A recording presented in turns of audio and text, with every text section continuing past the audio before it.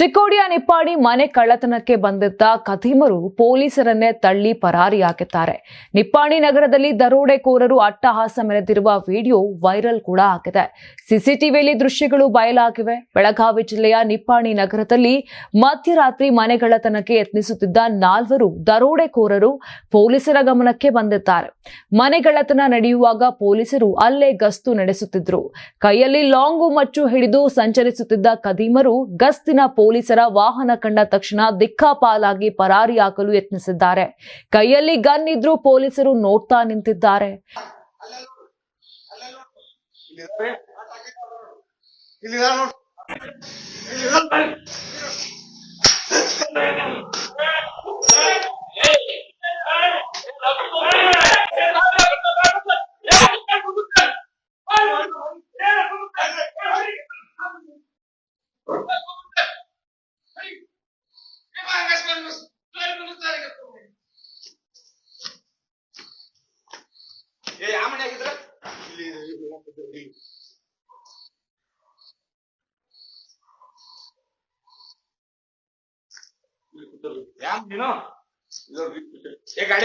ಘಟನೆ ಸಂಬಂಧಿಸಿದಂತೆ ಸಿಸಿಟಿವಿ ದೃಶ್ಯಗಳು ಈಗ ವೈರಲ್ ಆಗುತ್ತಿದ್ದು ನೋಡುವವರಿಗೂ ಕೂಡ ಎದೆ ಜಲ್ಲಾಗುವಂತೆ ಮಾಡಿವೆ. ಈ ವೇಳೆ ಒಬ್ಬ ಪೊಲೀಸ್ ಸಿಬ್ಬಂದಿಯ ಮೇಲೆ ಹಲ್ಲೆಗೆ ಸಹ ಯತ್ನಿಸಿರುವುದು ಹೊರಬಿದ್ದಿದೆ. ದರೋಡೆಕೋರನನ್ನ ಪತ್ತೆ ಹಚ್ಚಲು ಪೊಲೀಸರು ತೀವ್ರ ತನಿಖೆ ಆರಂಭಿಸಿದ್ದಾರೆ.